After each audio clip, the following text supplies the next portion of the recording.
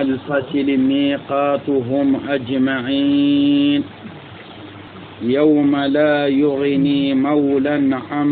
مولا شيئا ولا هم ينصرون. الله دال سبحانه وتعالى إن يوم الفصل أتي ختم بانشين كوتا مكيتين كوتا ميقاتهم كنيني سروكو تغاندين غاتينا أجمعين إدام دمانشو كن كوتا التي يوم كوتاني لا يغني مولا مار مرانتا يونتون دينانا عن مولا بكا مار مكما شيئا aranta fo fonda minne nyontono baka kama gelle alla yangan qataw agana istahaqina yangan qati wala hum kuntoro benu gara yangan qata in istahaqi imanya gadi yunsarun iragi de manani bugu alla yangan qata ke be agadira ka sonno kon illa man agati mare meranta yontonde nyana baka mare mekama ada istisna unda bari ati ganta soro benu kuma rahimallah alla ga hinni ikamanni dunadi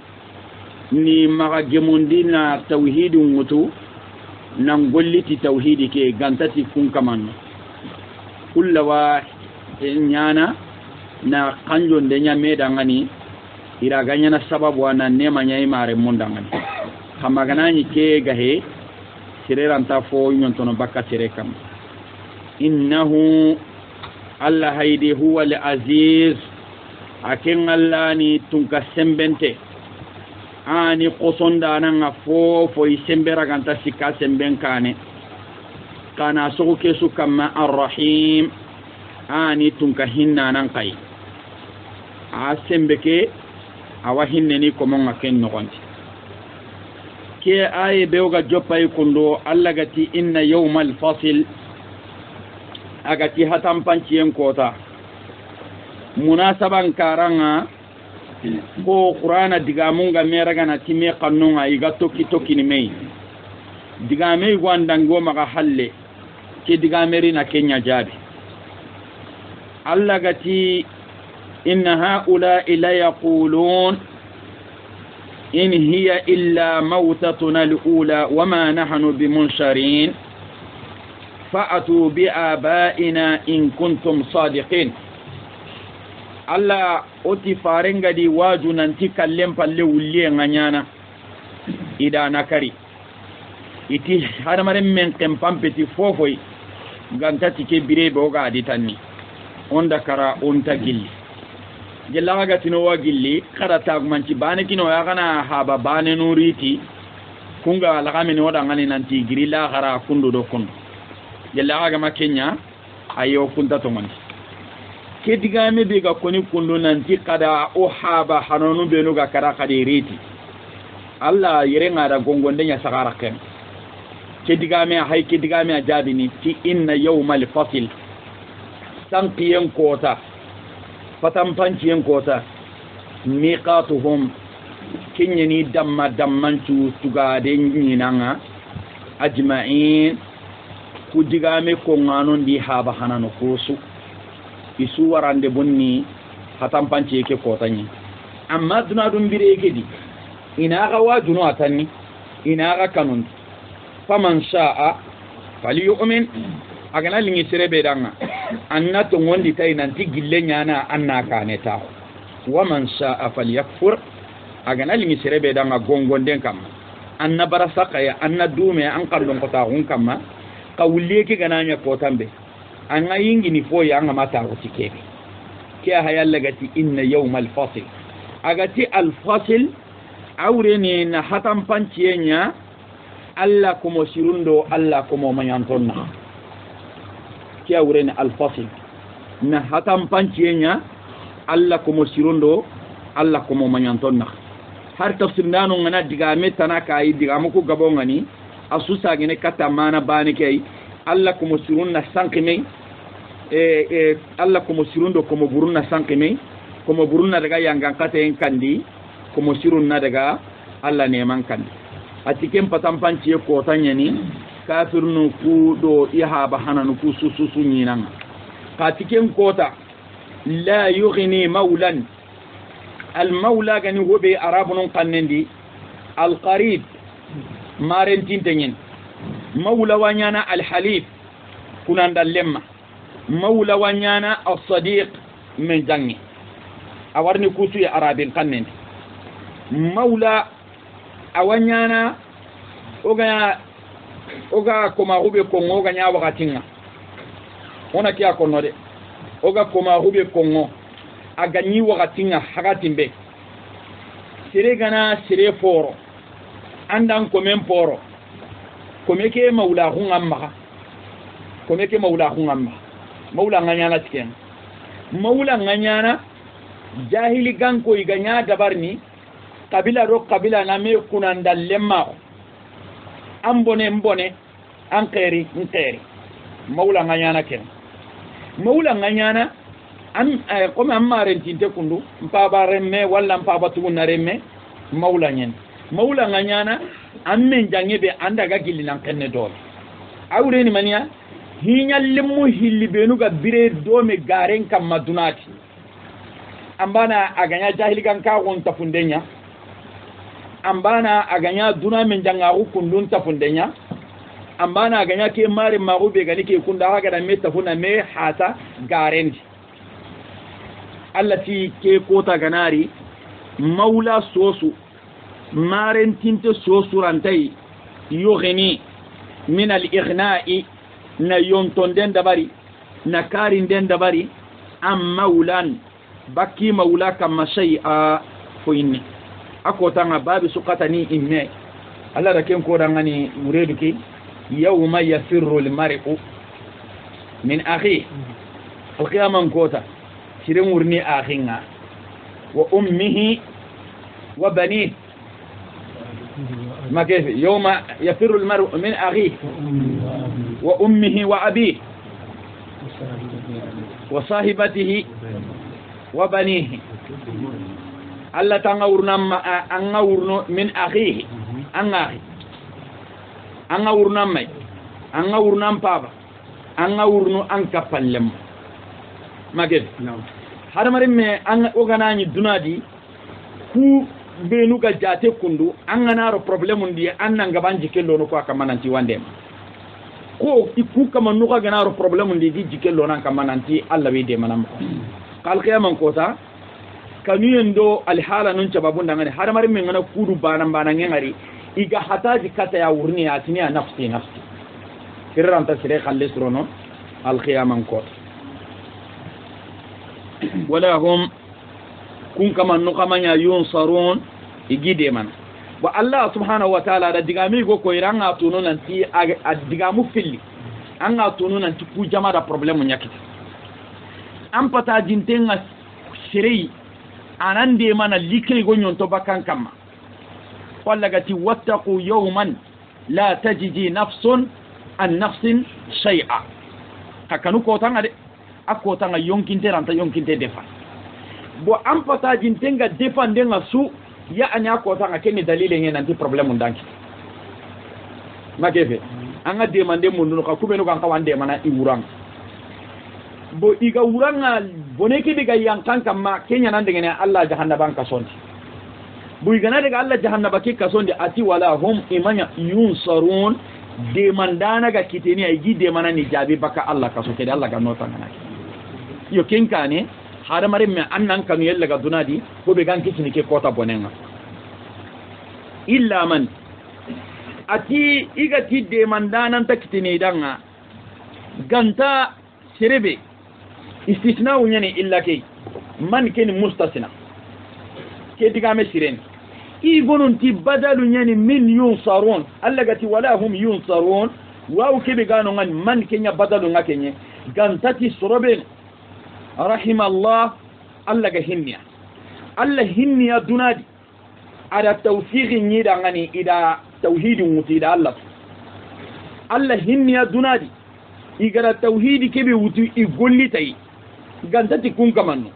alla wa hinne ne kun ake kun tarno ke problem be kun tusoro gara kitak ka kenga ga he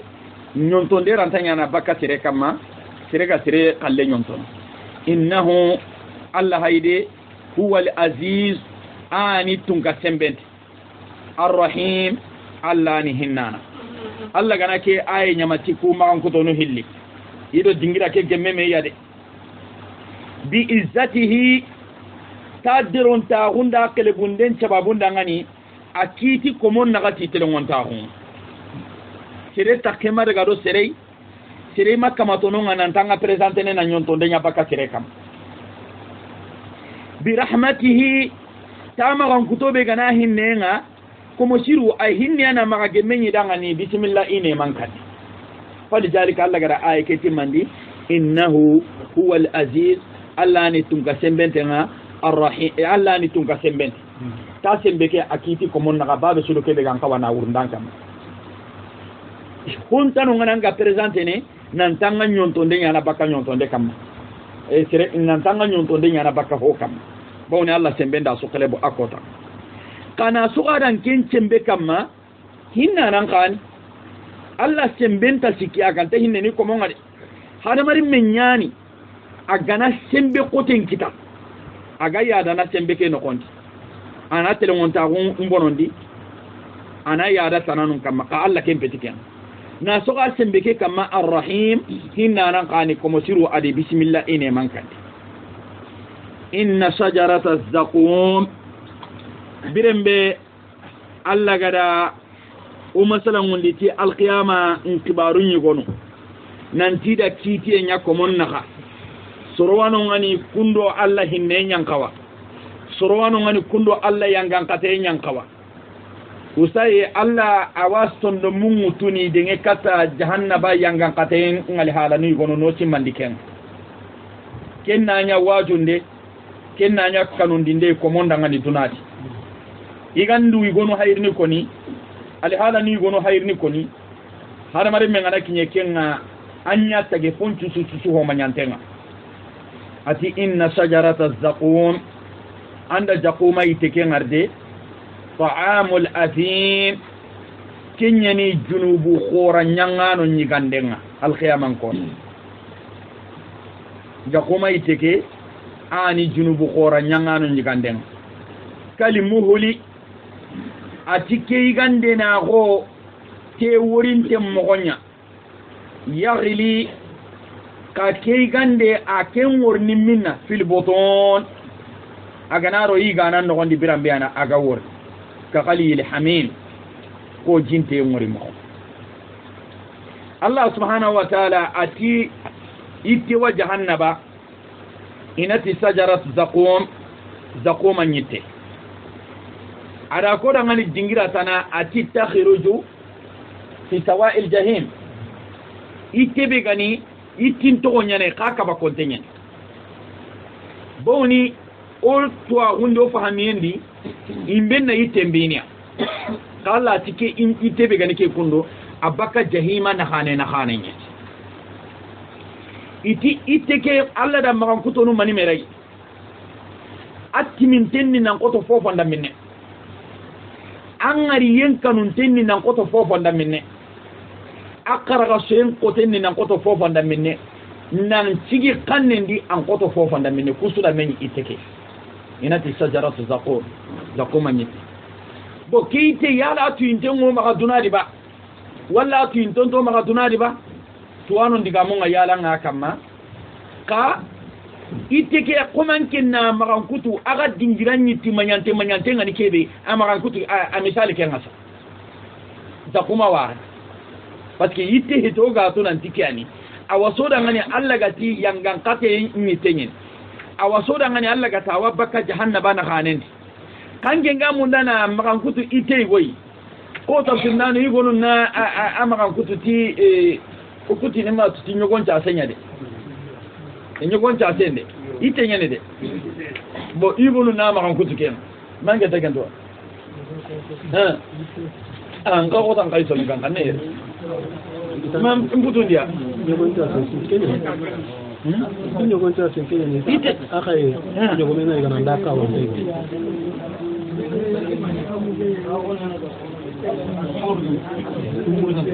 Kaite ngenya na hunche kama yale.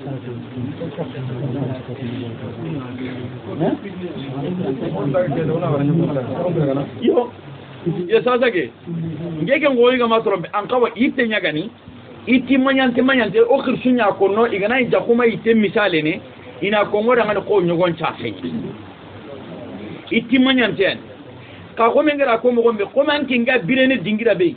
ken gunni itempo manyante Allah wa jakuma ite misale aganya karaga so nyeba aganya time nyeba farenja bi sallallahu alaihi wasallam ati kuti bucinni nega mbugu jakuma iteke na lidunadi o ya ringa ki jigore be awa jigore ke timindi no ma yitike manye awa iten to karaga so ndini do duba bo Allah tikenyi tebe gani ke kunda ga soron kanu ndinai ati kenye ni ta'amul asim junubu nyangano nyigande al asim yere arabin kanende iti sifatu musabbahatun bi ism al fa'il arabin kanende agati junubu nyangana antaro junubu nyangana nchide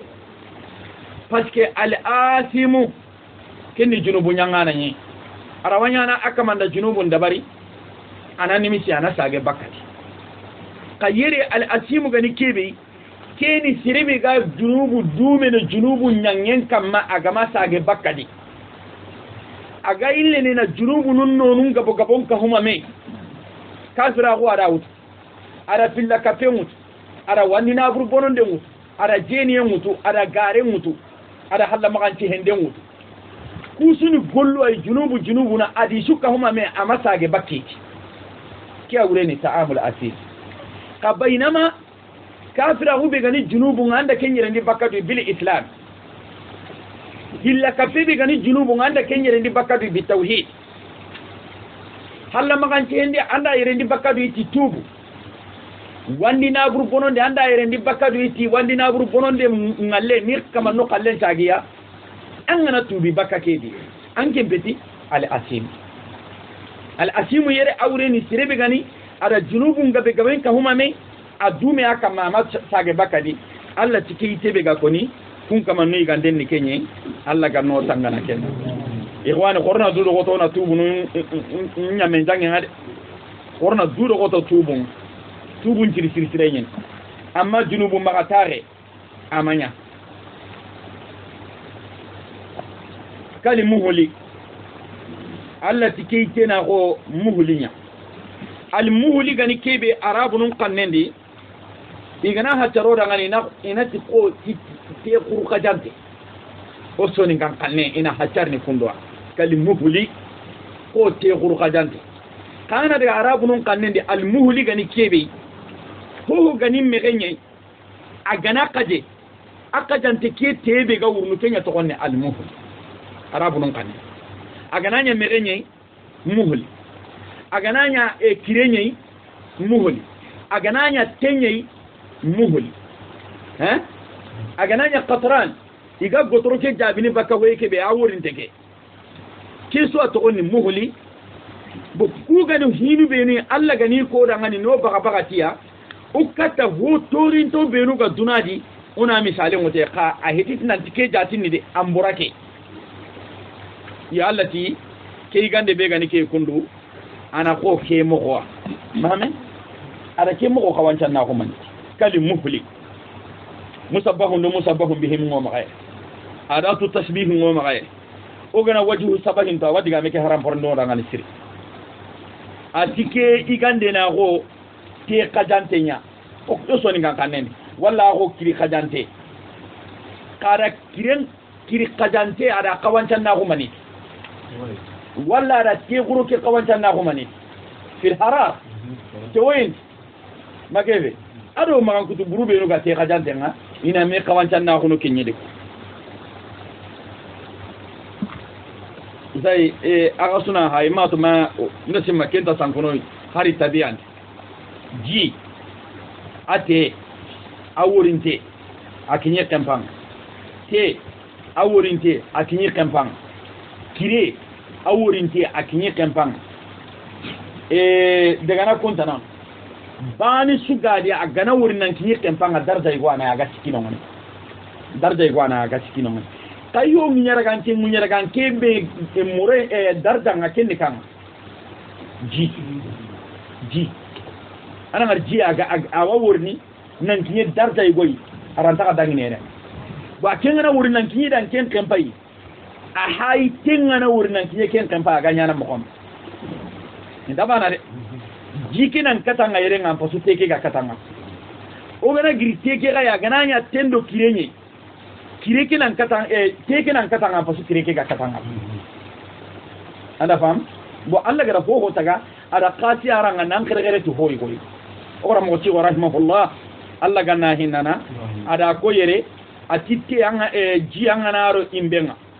agana wor degere haqqi waji agana kinye kenga magan ka wanta ka dangine kende anta ka dangine kende kati bayna ma te degere haqqi wada awor yen kempe nere nya agana dangire nga sayile na nya imben nasi mo so ke to bire no kon akumine alla gara fofo taga adan taga al hala igwadi do ke igande be gani ke kundu atikal muhli ana gote qurqajante nya bon angatu yaghli awaworni kefilu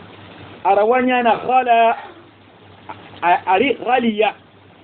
khaliya awori yaghli awaworni kagana ya ghala agoto yaghlu awagoto no kenni ghala shi'ru yo kenjon ko ngana goto inati ghala shi'ru kabainama ghaliya jingana wa ghaliya alqidru jinengori التي يغلي كي أواورني في البطون إيغانون نغوندي سروبي نغدا يتكي قال لك أنو تنغنا كي تيغي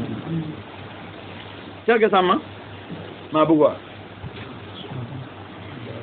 بو شاسونا دونا دي أسوأ تنغنا هونيغا هوتي أغنال لا سمال لك كي anga ma bagandi su ana maniyana anna tonma al galibu angara toni tanaga kinye no ke ngana kammo amorno alla gar hada mari men taga mo gombe kananti hote tada hote nyangani no wonde tada no gombuda agara sima woma ken kita hilako alla ntamar nan la kenyari anna bagandi kanga katina toni kenchu kamane kira no gudu honu kunya kulla wa morandi no kaagara kemugu atiki ite yaghli akem bonoinda utu sellanga nan daga har nogondi ata awurnya fil butun hada mare mebe gara iga kaman nogondi ka qalil hamim ko jinte muri mogo kinendi mogo ba warni kuni al iyazu billah yalla tike igande be gani ke kondo angara ma kan kuto mugu ta'amul asim junubu nyangano nyigande nike keni igandenya alla gada akoda ngani ke gande nanonga alla ga ko ngoda ngani kudo ono okanu yellaga sababu bega kek nyanoi umma ka tera kamat mani sababu na kek nyana hada marme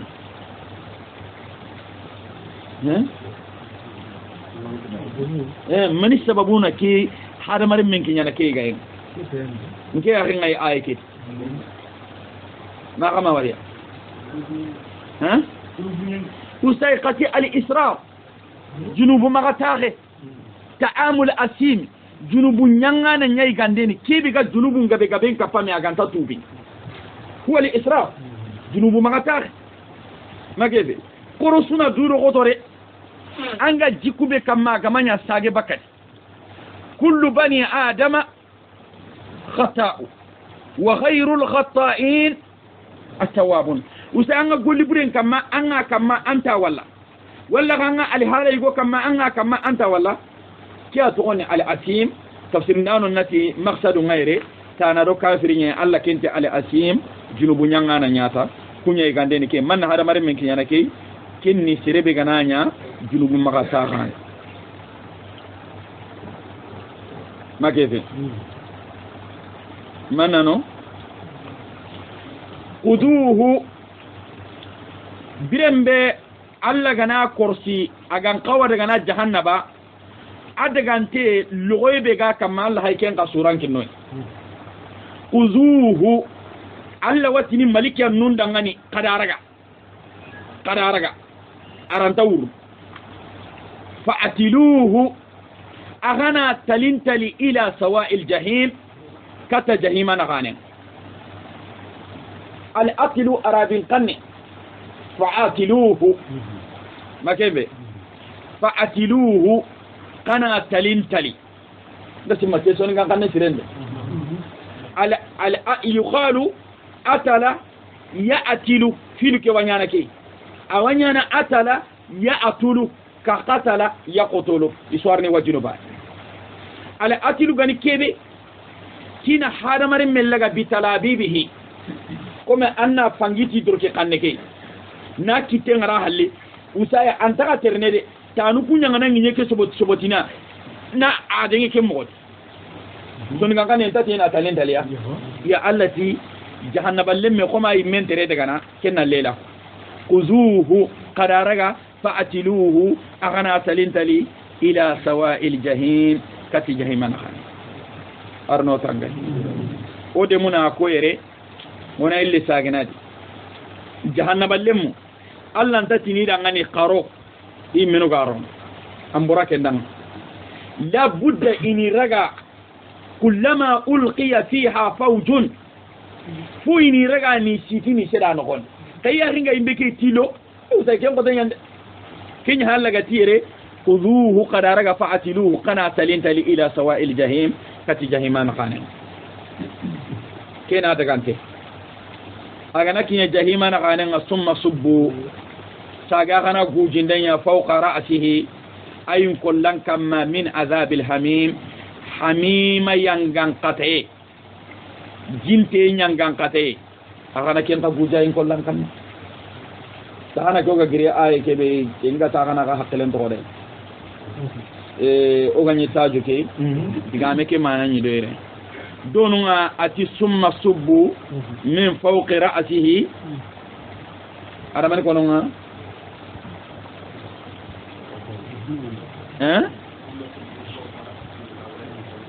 من عذاب الحميم من عذاب الحميم طيب دكرين ينده نعم شكرا على كينيا كونو تانا كندا غاسينيا لي اي كنتا غنا حق لن توري قرا كندو يري هاي اتي يري ثم صبوا من فوق ثم صبوا فوق رأسه أغنى بوجندي أي كلان كما من عذاب الحميم جنتي نيانغان كاتي بينما دورنا أتي من حميم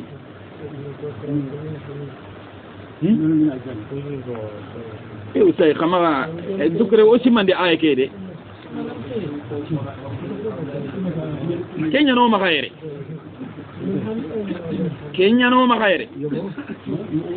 كينيا نو مخايري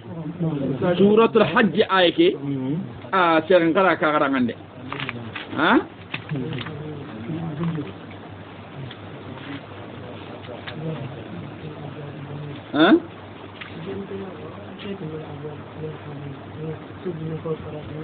من حميم كان غوجين دنيا اين كولان كما من حميم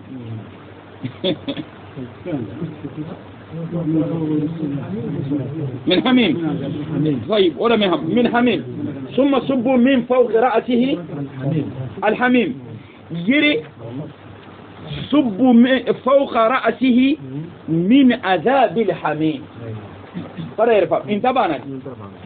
دوننا الذي نعمري كن تربي غانو غني نانتينا جنتي نيا غوجي اين كولان كما جنتي حميم جنتي مبان كيري على دغامي تناروندي كنن قورا دونو دغامي من عذاب الحميم جنتي نيانغان كاتي jinte ke wayan kana kamma dingira yugo kenni yangan kate yugo ka wakati nutana yangan kate nyana nonga ga ko jinte yangan kate ke mijati nyangujini akamma intaba مثلا قود دينغرا كبي سروكو غادا الله ياغا ربنا افرق علينا صبرا اذا الله ياغا افرق علينا صبرا انكما الصبر ينقو جيمتي ko ji mo anna gujo kam nkama sabari nya ko ji anna gujo kam bo yiri Allah ga tini malikanu ndanga ina yanga jinte nyangan kate ki mi me jati nyana ko jinte aga yang kana soro ko kam kendo jinte ki ga me yangan kate itabana aw kunta bana ke mo wali i gonunti haji punyana digame ke diere ti summa subbu kana gujindenya fawqa ra'atihi ay kullan kama min azabi ma'il hamim na ko na jinte ke kanunduko itiai ona magato na haji fu dabar digamu kunta bana donun ni yanga jinte nyai kenyan kon kayiri ni yanga kate nyimme be ga ko jinte nanti na ken guji kama Allahu a'la wa a'lam Allah Allah ga nokisini kan Allah ga nokisini kenni ken usay adagante jahannaba ay Allah da daga mogonko aganaro jahannaba agay gande be gana Allah da hoygo kadiyere aganani yangan kate ke no gondi yangan kate ke gan kawanyana kamali hala bedi kenni ken usay na so dunya kan den ka kamma iwa dunya kana iwa simmandina gadi bilen kuto al hala be kamma iwa dunya kana tiken inati zuk malikan not na taranga kanga ki yangan kate bedi atemu temunde ngure ni mane ayere ando ki yangan kate ndaga me ado challemma innaka bawnan ken payde antal aziz anke nyimmi mi ani sere dere al karim anke nyimmi ani sere qorem al aziz anke nyimmi ani sere sembente al karim anke nyimmi ani sere dere anke nyaga ni sere dere nga nyaga ni sere qorenga kembira nga keta ke al hala an kana ketem ke ko ngara ngani kande hinama iske kero aga al hala be di wagge mem ila ro jahannaba no gon ke gande be gara kanda ngani tawaworni ka qali e al hamim kal muhul abako nanda ngani riwaya ni gonu tagana iga anan ngudu honu kusubudana nan daga yang kature ira mentai ashitinte yushabu yaqirni ya honkam ka malikan nun taranga tike yangan kate temu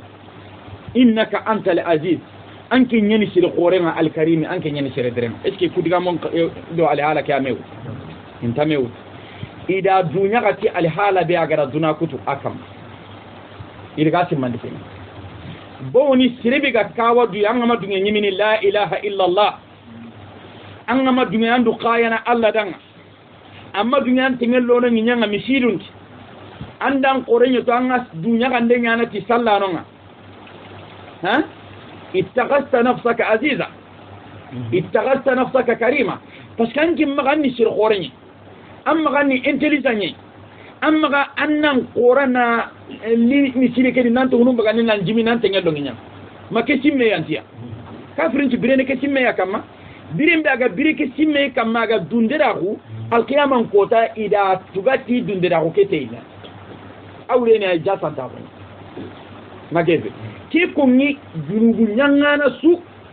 anga daga ke yangan kate kasondi ke digame ko ngandanga kada fam tafsir nano nga digame ke konno na gere katta abu jahaliya ki abu jahali ado farenda menyi dingira goy farenta danga sallallahu alaihi wa sallama ati allah tinnan khiri anni to anni bas ati farenda ngani atangel to agungati sirinta makka gidu ku hillina hibe ganderi ke hibe gan qori ke angel dan kama kera na maninyani akara ta ho nyani ta kengere ke digame be ko nan ti hibe gan qori ke hibe ganderi ke tike digame na da ke nya Allah gara rondi jahannaba ta ti maliki anu ndanga ina digame ke ra to rondi innaka antal aziz zuq innaka antal aziz al karim makefi usay yabo ke digame wa ko ni abu jahali danga taran ke ci dingira na'am ka digame ke ko ni li kulli asimin makefi digame magirzo ke ni ha inna sajarata zaqum ta'amu ala asim junubu nyanga swani ona maga khere nanya abu jahali bani hari abu jahali kana ya garno digame ke dia in hada ina taranga anda ke yangan kate be kundo anga di ma ki ani fonga kuntum awa aga toronda abu jahali bani de ما كما لا بغرا إن هذا كيكون ما كان فونا كنتم كغني دونا كاكيدي تمترون ما معنى تمترون ها إيه مهم كي ما هرم فرو تسكون ها تسكون بس كينيا تعدنا ترى أنك تابين ها وساي ناجي إما أنا كسوري ولا سورة أي أنا محمد ناجي أنا كسوري ولا أنا سورة هلا كي كلمة تمترون ودنة لا تحقيق آخر كلامه دوين دكان كي آخر كذا سورة كي أبد بس كينيا تهانتي هم غير لانتي تسكونا هنا إيه وساي كينيا تهانتنا كيني مما ما كيفي بكلمة التشكون تذكرنا نقول تمترون هترني ها نا هترنا نتي تسكون إذا تسامو هنا دبريقات اللي هو بيران التسامو عربي قني نديك منه وليتني نام أنا يقول كان دعان تاني نا هتر كنا كتيجي كلمة تمترون هي تسكون وأنك قوم أنك بيجا تفسيرنا هرنا نتي تسكون أرجع سكنا سكة كيري ما نانكو كوران نديك عنك كلمة مارة يماري الممارات في لغة العرب المجادلة ترى كيف فهمت سيربيكا كوتاندينيانا كان كوتاندينيانا أيون كيدي بوركينا الشيكانتينيانا أنكن داغا ميرو كيدي أسوكونتين الشيكانتينيانا انتبه awa kutandenya kaga ga mi kutana do kibe anke ngamu ndana hamunde akin cikantenya ne asogun tentai ha sa ga mi khamma anke ngamu ndana hamu nan pakele la kera kendi akin ngamu ndana anke kamuni hakla lalandi al mumaratu al mujadala idan aghanati hada ma kani fonga kuntum khagani tamtarun kaga kutanda lemma gunda barni sikka sababundangan kutandenya kode parce que Allah gati suratul kahf agara farenga e gidin kapedun kono baraki amati fala tumari fihim ahada ma mana fala tumari hein pourquoi on take ntikem ko tibane hayke nanga madunga parce que firu ken mara يماري مارا يماري الممارات المجادلة الله أعلى وأعلم جل هذا رجعنا هتري سكنا يوم كي كم قوني دتكامي كي جرّان نفهم كيف أقول فهم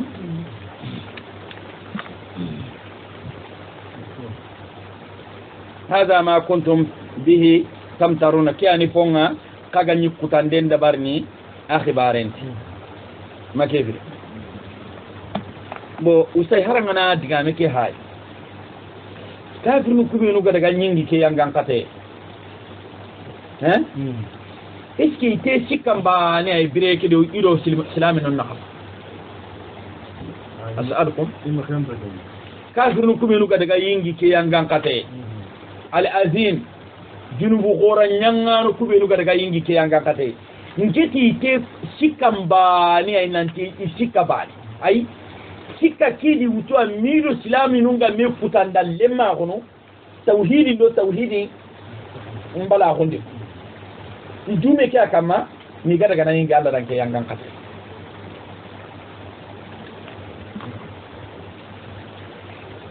yere sasa jahannaba dun kono kibarenga akembe iti alqur'ana daima yajma'u bayna targhib wa tarhib ana kanundin dendo khanindin denya kapame kutika mu beno ga gri masala ngi kamananti inna sajarata zaqum ta'amul atim muslimi khalasin te inan kanundini aburu inan tondo mello kondini aburu angana to jipene ke kara kamasu shaytan nan kitana tirenga kanu en karanga magaram bonon ai gelli alla gani sembente nga ke yangan kate ga maka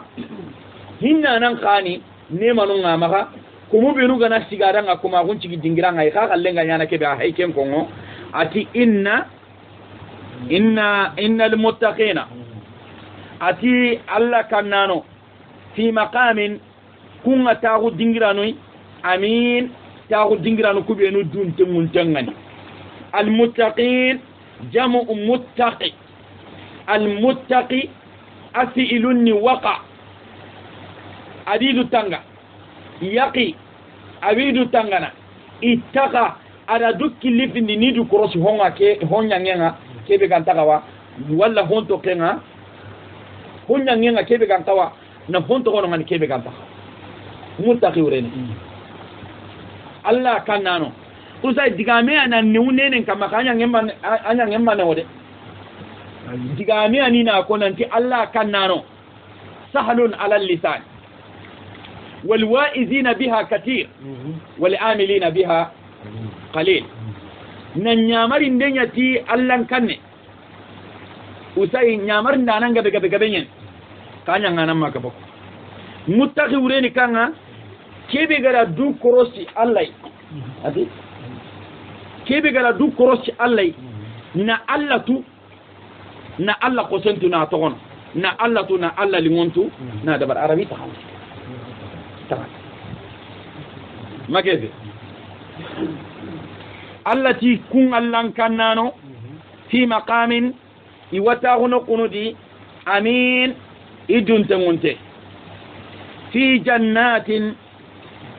agara ketaxu nokku maxan kututu duntengaxu allah da ketaxu nokku arjannani ada maxan kututu duntengaxu iti taxu nokku nganañi killu taregantano nganani kaman jambana oga ke duna ɓeeɗo o taxu dingirano ku duntengunte heti axo taxu dingirano kuno jambana iyo jambana ti jangironu iyo jambana ti kanuyunga iyo jambana ti kallenga ka baynama allah gara ketaxu dingira ɓe ko ati amin a duntengunte ñeni bawni sirenga naradi an killunga taxunu baka bone moxon masu fi jannatin arjannan kanudi wa uyunin ado warallako usa ita allaga ke digame konno ummatonun cere hananun dangani kotambe kalmatu janna kima ngai de bawni ni birene saharanye i kuncar dingallin kibare amagabo sardingalunga sorobenu maga banam nanti harmare mellani ne an kan na sardingalle ngadi kima ngake digame wa uyun inyi birene saharanya di ogram mo ci rahimahullah ati kuro na jinkitana mini me fo anna giri hullo tamondo harunye nan daga jingutu dingira tanaye dalli an gana cikin kamandanga an garni ka kita an ga birene lambondo jinu nyangurnu dingira be aga linga dangani a cikin manga ke diga me ken kamamma magefe yalbasuna iwallon dinde nyana min sundusin gelli iramen posire wasabrak ado iramen posire gannin tafsiri inati sundusin miriyem po misane ado sundusi harire meriyem po misane ado harire meriyem po barakate makefe kalmatu sundusi wasabrak ko hita durantu integani kanna ko yiran poran tebe gano ngantani anna kawancan na kuke magefe le ganga na ti kome uku jama uku dan ko wakati ni sasa ga ka wana batabe Allah ba ta gumanta na ken kai parce arabu no gara sundu simpai wasabrak irani iran poran tenyeni ikunyi ran poran tenni harire ngana meri harire anga tu iran kallangun tenyeni kemmeri yempo misane ado kemmeri yempo barakati daga kawancan na kai awrenya irondi fonun kani iramen po sirsirenye mutakabilin ijon ko tongane kalimatu mutakabilin arjana lemu ijon ko tongane isa ma daga de ay mutakabilin ijon ko tongane dan Allah daga na kullu kalimatu Allah gatini arjana lemu ijon ko tongane angena mani famuke to ntame ko fongal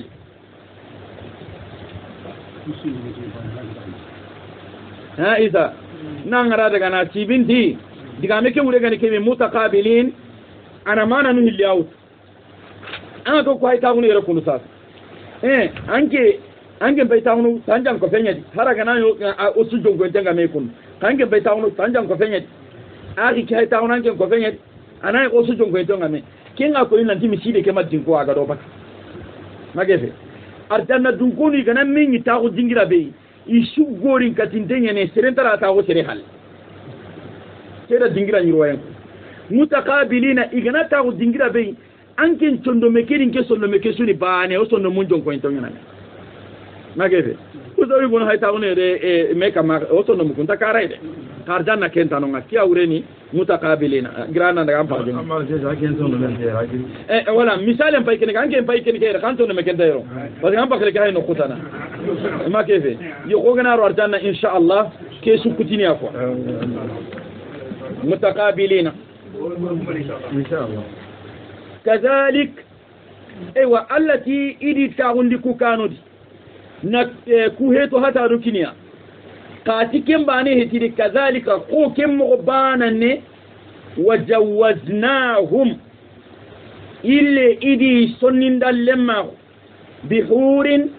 تيغارين پرامپرو إن إيا غنشيوغا نسا إلي إيدا كنكا كينيا iti hinga lingo fo ya garu kunyi go karanga mageve yo sai haramarin minti mai awagilli haramarin minti mai nga annan yanga ya harin munda ko ya harin na gilli haramarin minti mai adu kiba simai go kuma tikati hulana ya harin munda buru ukuna kille ga go sagamo usai min kamali rijali hubbi nisa ibu goren timmain na gilli ya harin inna ya harin kanu ana gilli go goren timmain makefe ka kinya garin kanye sariya da killenya rayanga kawana ya garin kanu mo gombe maka bugu kille ke adi makefe anya ke anga munda anya kenye bani hillo sikona gato ay ekinkin kanu mo ko sugal linganda ngani kamaka dangi kende anga daga na wandi ya kenya kanu makefe kana na du mo ko ndi na dunya ko anken tay garin munda igo an to ti bana ko ti utai ma kengengo na ndo dungo komo kono nante na dunya ko ante gare munda ai samu hiti kenga parce que alla gara oli mun ko nokosu ana ya gare kibare londinya makefe keda ko inanti odu ya garu kunyi meka makenta na geline man timayenya wajawaznahum idi yagindi bihurin ki yagarin parampara kalmatu hur iti jamu hawraa inu jamu ainaa arabin kanin dina ko nokunda parce que kebe go magayre hur jamanyani amufraduni ainaa amufraduni hawraa inun jamanyani amufraduni ainaa mageze busasa tuanu nyugono ti huru ke ureni ti yari ki hine ki kala sintenge ne ka kiri ainaa yari ke kure ken ka baragatenya ni hine ke kala siendo kure ke kala sienda meraga ku gara meraga na mani koy yagaren parampore mageze itan nanti bihurin ti yagaren paramparo iya gonchirugan bihurin iya gan pina baraga to dun kono iya gan kurayen baraga tengani wa hacharni kesu kada fam manano keni iya ya kun kibare yad'una fiha kusru wa qirnin arjanna kedi bi kulli fakihatin ti itiremme mogommasu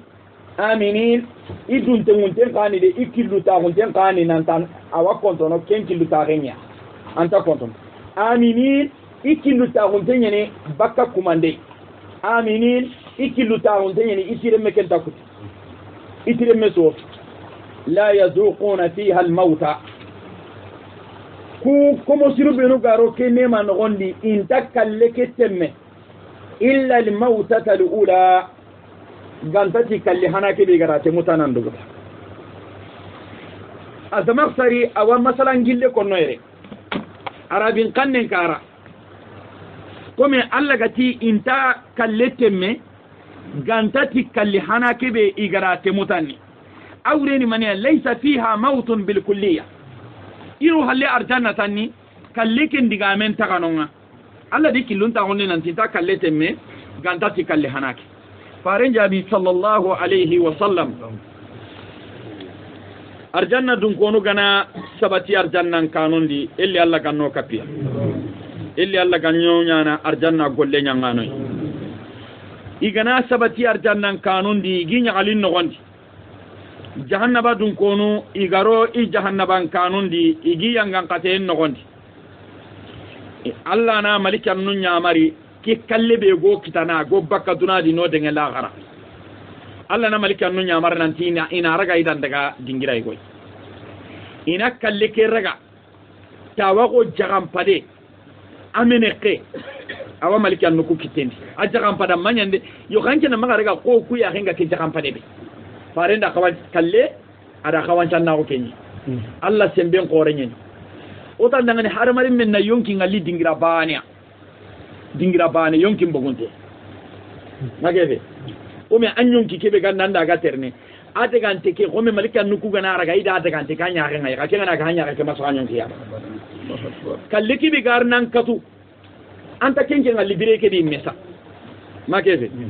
qal qiyaman ko ta alla gana malikan nuku nyamar nan tina raga ida ndari dingira be ga nonga agan kawa malikan nukuna arjanna dun konun gang igani gangu ho ni kannen bamba kunduna na ni kannen putu kata gangu ndeke ya renga tege fo ya jaga pada ma wa malikan kitten inati aga keto ba inati ayonta keto inati kalli hayke ina jahannaba dun konu gangu igani kannun putu ina ngari ina sondi ina kalli khay mejati ina khursina kai أورين منيا الفناء الكامل للموت كلنا ديسفاري الله نكلك إنتي أرجعنا دون كونو دعاني خلود بلا موت عندك كريندة كندو كلي كنا أغا كندنا بدا دوماي كلن تغارن بس كلن ديسفار نندو جهنم بدون كونو دعاني الياذ بالله عندك كلن كندو مرجي كنا أغا كندنا دوماي أبدا كلن تغارن نونغني الله كنوكس saya Allah kan notang jahanna ba khibaren qorenya hara gananya ke dunaran ke imbiya ina badanya dinanti ko man ta bakadi garama jiga hun ke banni kenyi surtout hobe ganya jahanna ba khallenya hobe ganya jahanna ba khalle Allah tinta kallete me gantati kalle kebe igara temunan qasu kenni duna kalle ke wa waqahum Allah da kusuro tanga ni kisi ti allan kannen cababunga azab aljahim adi kisi jahannaba yangan katenga adi kisi kenga fadilan alla da ke fasangunta usunya arjanna dun kono kudangani keni fasangunta hoy min rabbik aga giran kama ngai golle ma tagidanga de alla surenya nda kenyi danga zalik anda ke kunun arje huwal fawz kimi miani taqina al azim taqiqe ba qorenga ni taqigan ta hal komen ta kunno kunga daga nya alla dan ke kai usai anda taqin kita taqigan ta ke be hal kama an ma ke kita su angara dunama fo fonda minne kita anani amma tinye ke nokui maga tinganya de maga tinganya fa innama yassarnahu bilisanik innama ida qur'ana ke qaranyen wondi an kannendi la'allahum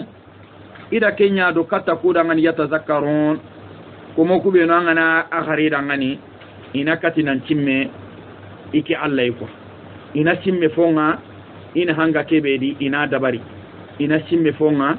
itoranga kebedi ina to honongani arabu nun kannendi i watini kedangani awdaton ila badi sura sura lagare na khayllandi kata sura njoperanga kena gelli tafsiri nonu yugono ayi tuwano yugono ka gollina kamma ko yani qur'ana sura no koma aka ganaro surandi masalan ngunga meraga raga na mogombe ko ga giri tafsir ke inna yawmal fasl miqatuhum aga diga meke be jabini aw kuno gondo marga to kikenga bo daima tafsirnano nga korosini diga mu kuna meraga na arniya yere o hagari sura lagarenya ati fa innama yassarnahu ida ne wonda andangani anya ringa ke damire be anke nyaagenta damire ke ga sagene kata hobe aga angani interinga songa inda qur'ana ke ne wondi an kannenti ora qur'ani yako qur'ani khadiga me madango magaire damire ke ga sagene kat awreni maniya jaga nangiri gelli sora ke joperanga o garo sora ke alla ga kunati kitabe ke nanti da kitabe ke yang kandi wuro ke be barkantengani ha ama kitabe nya diga men ko ba usai masalan nyem puti kibarun dina kibarin gabe masala sa so ga kiye soran joperanga alla ga kunati ken kitabe be nanti da yang kandi wuro barkantendi atifa innama yassarnahu ke kitabe kundu ida raga na karangen ne wondi na tanganden ne wondi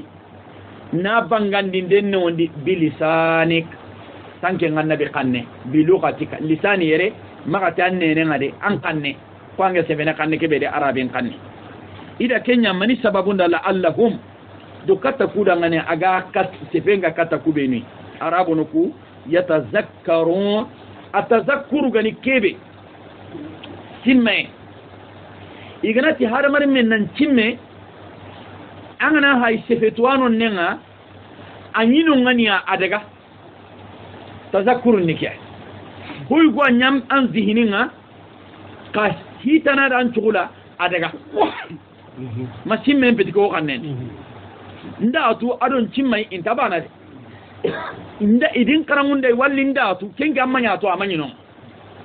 ka ho nyino ngana sabati hakkalinde ka halle hoy goda adenge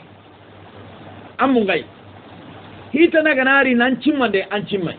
ya allati ida kitabe ki yankandi dukata gana gare arabunun dangani ummatonun danga yatazakkarun ina simme lahidu be garagido alla na ina simme ken alastu bi rabbikum qalu bala gelanga nari dunan pingana mungundai kitabu kunan cimman bani yatazakkarun ina simme fonga ina hanga kebedi alla gara kida ngani ina gollita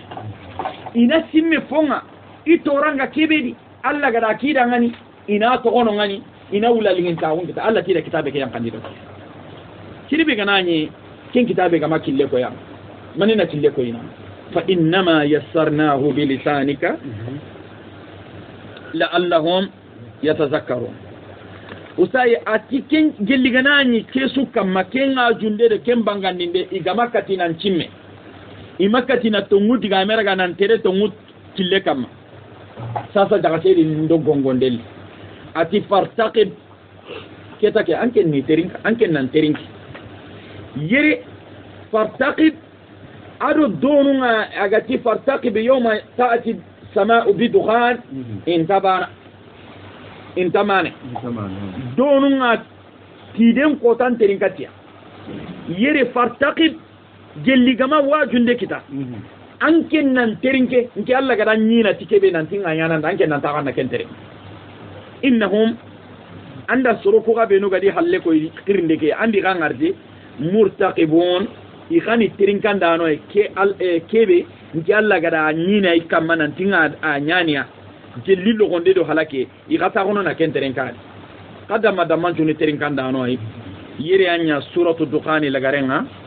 o fahamiyem pakella nyirenga ko be ganya futunde ya girodo cetane ko be ganya sawaba ya nyati Allah fonnan cira hunyi Allah ga no jidi ni fahame walhamdulillahi rabbil alamin